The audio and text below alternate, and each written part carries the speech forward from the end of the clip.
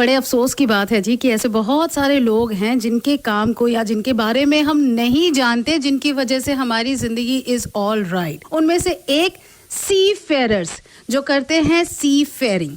क्या होता है ये? अगर आप भी नहीं जानते तो डोंट यू वरी, आप बिल्कुल मेरे जैसे हैं। बिग एफएम पर आप सुन रहे हैं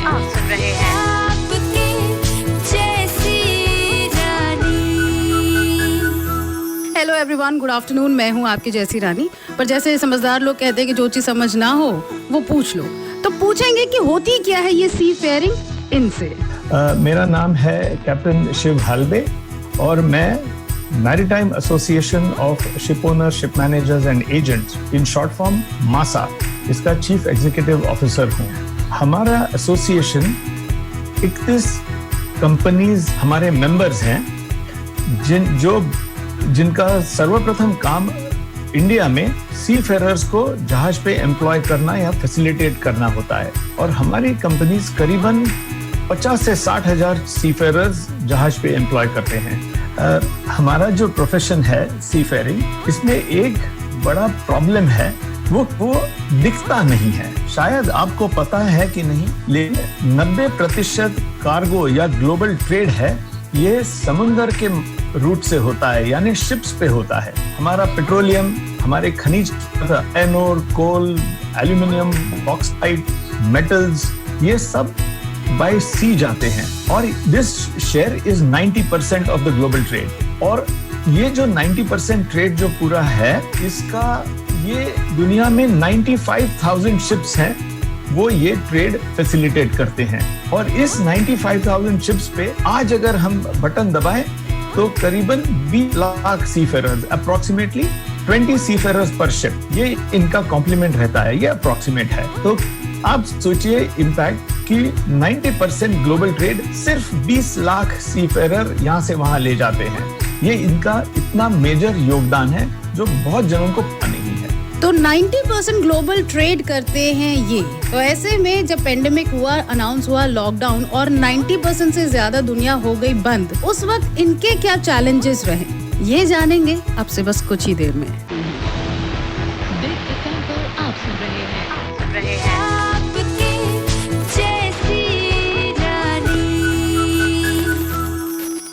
हेलो एवरीवन, गुड आफ्टरनून। मैं हूँ आपकी जैसी रानी। लंबा किस्सा है, कभी फुर्सत में आपको सुनाऊंगी, क्योंकि अभी तो फुर्सत निकाल कर हम बात करें एक और ऐसी चीज की जिसके बारे में बहुत कम लोग जानते हैं। सी फेयरर्स एंड सी 90% ग्लोबल कोशिश चल रही है मेरे साथ। मेरा नाम है captain Shiv Halbe, association of ship owners, ship managers and agents, in short form MASA, executive officer हूँ। तो कैसा होता है इनका, कैसे होती है, क्या होता है आगे? सबसे पहले शुरुआत करता है, यूजुअली मौका मिलता है कंपनीज के थ्रू प्री सी ट्रेनिंग कर, आइदर वो इंजीनियरिंग की ट्रेनिंग कर सकता है और या नेविगेटिंग की ट्रेनिंग कर सकता है। दोनों ट्रेनिंग आज इंडियन मैरीटाइम यूनिवर्सिटी के अंडर होती है, उनके एफिलिएटेड कॉलेजेस में होती है। तीसरे होते हैं जिन्हें हम वर्कर कहते हैं, जो रेटिंग होते हैं। इनकी ट्रेनिंग 10वीं कक्षा के बाद इनकी महीने की ट्रेनिंग होती है और ये जहाज पे वर्कफोर्स के मुताबिक जा सकते हैं। शिप पे क्या काम करना पड़ता है, अनबिलीवेबल काम करना पड़ता है। उदाहरणार्थ, ship is like a floating city, सब चीज जहाज पे रहती है। जहाज पे पावर जनरेशन जहाज खुद का करता है, तो जो इंजीनियर्स हैं और जो लोग हैं उनका काम रहता है जनरेटर चलाना, ताकि पूरे शिप को पावर मिले। ये इंजीनियर ये मेंटेन करते हैं। जो नेविगेटिंग साइड के लोग हैं, उनका काम है जहाज का मेंटेनेंस करना। उनका काम है जहाज को सेफली एक पोर्ट से दूसरे पोर्ट ले जाना, और उनका एक काम है कि जो कार्गो लोड करते हैं या डिस्चार्ज करते हैं, माल भरते हैं या उतारते हैं, उसका पूरा प्लानिंग और सुपरविजन वो करते हैं। और उस चार्ट पे रूट ऐसे दिखता नहीं है, ये प्लान हमें करना पड़ता है, क्योंकि काफी चीजों को ध्यान देके वो रूट हमें सिलेक्ट करना पड़ता है। जैसे कि वेदर क्या है, वहाँ पे ओशन करंट्स कैसे होंगे, वहाँ पे डेप्थ कितनी है पानी की, क्यों हर जहाज का पानी का जो पानी के नीचे पोर्शन होता है वो अलग रहता है साइज के मुताबिक। So we have to take care of all that. Wow. अच्छा, पेंडेमिक के दौरान, क्योंकि आपका तो काम ही एक जगह से दूसरी जगह जाना है, तो ऐसे में जब सारी चीजें बंद हो गई तो अलग किस्म के चैलेंजेस आपने हम श्योर देखे होंगे, क्या थे वो? अगर सुनना चाहते हैं सुनने वाले तो सुनते रहें बिग एफएम। मैं हूँ आपके जैसी रानी। Good afternoon. बदल के तो देखो। और अपनी जिंदगी में हम हजारों लोगों से मिलते हैं, हमारे रास्ते एक साथ होकर गुजरते हैं, लेकिन इम्पोर्टेंस कभी समझ आती है और कभी नहीं।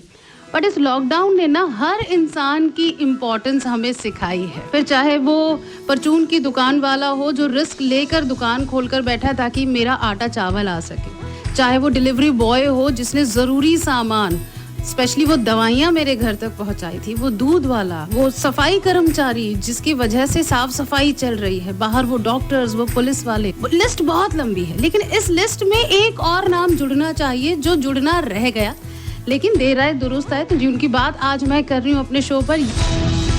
बिग एफएम पर आप सुन रहे हैं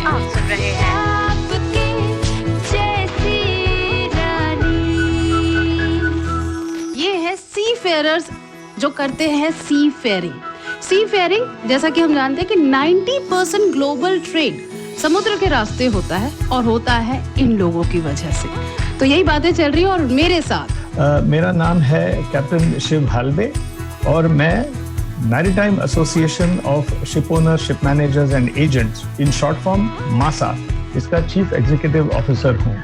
तो कैप्टन, लॉकडाउन के चैलेंजेस अगर मैं आपसे पूछूं, क्या फेस किया आपने? लॉकडाउन में जैसे आपको पता है कि हमारे देश में और अन्य देशों में movement of people was stop, absolutely stop. उस वजह से लेकिन दुनिया में ट्रेड कहीं नहीं बंद हुआ, हमारे पोर्ट्स फुल एफिशिएंसी में चल रहे थे। सो इसका मतलब शिप्स का मूवमेंट बंद नहीं हुआ, ट्रेड बंद नहीं हुआ। तो हमारे सीफेरर्स ये शिप्स चला रहे थे, लेकिन मेजर प्रॉब्लम इनके लिए हुआ कि जब इनकी ड्यूटी खत्म हुई या इनको जब ड्यूटी पे जाना था तो ना तो फ्लाइट्स थी, ना तो रेल थी, ना तो कार्स थी, क्योंकि फ्लाइट्स की तो बहुत जरूरत होती है, क्योंकि शिप्स तो हर शिप तो इंडिया नहीं आता। तो वो ड्यूटी खत्म होती है तो हमें फ्लाइट से दूसरे पोर्ट या दूसरे कंट्री जाना पड़ता है और वहां पे हम जाके ड्यूटी ज्वाइन करते हैं, तो वो नहीं कर पाए। तो इस वजह से ऐसे किस्से हुए हैं कि जिसकी 6 या 7 महीने का टूर ड्यूटी रहती है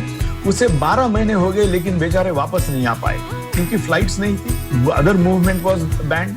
that was one of the big challenges. दूसरा चैलेंज हुआ कि जैसे जैसे अनलॉकडाउन हुआ और हमें पासेज, ई पासेज या इलेक्ट्रॉनिक ट्रैवल करने की मुभा मिली, फैसिलिटी मिली, हमारा सीफेरर अगर उसे मुंबई में पोर्ट में शिप ज्वाइन करना था क्योंकि किसी की ड्यूटी खत्म हो गई है और वो अगर पंजाब या आसाम में रहता है तो उसे कार या व्हीकल से ट्रैवल करना पड़ा। 2-2, 3-3 दिन उन्होंने कार में ट्रैवल किया अपनी ड्यूटी रिज्यूम करने के लिए। और सोचिए, हम वर्क फ्रॉम होम वाले, हमें लग रहा था हमारी लाइफ मुश्किल है। अभी मुश्किल थोड़ी कम हुई है, आ गई है वैक्सीन और फ्रंटलाइन वर्कर्स को लगनी शुरू भी हो गई। तो ऐसे में अगर सी फेयरर्स को वैक्सीन दी जाए तो क्या लगता है आपकी प्रोडक्टिविटी कितनी बढ़ जाएगी? समझने की कोशिश करेंगे। आप सुनते रहें बिग एफएम। जो घर में बैठे हैं मेरी तरह, उनके लिए तो फिर भी आसान है, लेकिन वो जिनकी मजबूरी है बाहर निकलना, जिन्हें बाहर निकलना ही है, स्पेशली अभी नहीं, मतलब मैं तब की बात कर रही हूँ जब कोरोना अपने विकराल रूप में था, उस वक्त कितना मुश्किल रहा होगा कुछ लोगों के लिए ऑपरेट करना। यही समझने की आज एक कोशिश चल रही है। बातें चल रही हैं सी फेयरिंग करने वाले सी फेयरर्स से, और मेरे साथ हैं कैप्टन शिव जो बता रहे हैं कि सी फेयरर्स के लिए लॉकडाउन कितना मुश्किल रहा। बिग एफएम पर आप सुन रहे हैं